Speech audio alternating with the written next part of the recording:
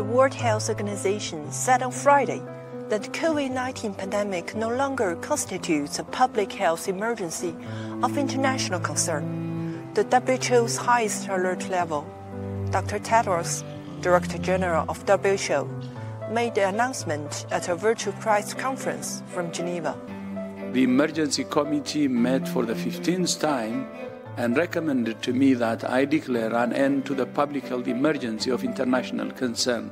I have accepted that advice. It's therefore with great hope that I declare COVID-19 over as a global health emergency. However, that does not mean COVID-19 is over as a global health threat.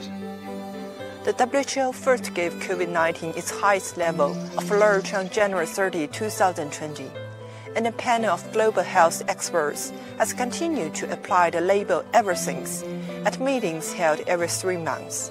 In March 2020, WHO characterized COVID-19 as a pandemic while the novel coronavirus continued to spread worldwide.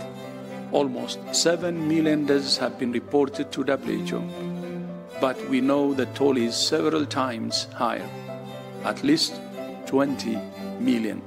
COVID has changed our world, and it has changed us.